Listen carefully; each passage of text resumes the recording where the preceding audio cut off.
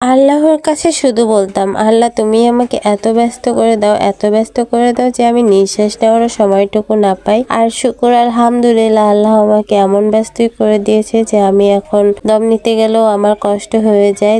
যেমন এর আগের ভিডিওতে দেখছো যে আমি বেশ কিছু মাল রাখছি, তো সেইগুলোতেই এখন হচ্ছে গোছগাছ করতেছি।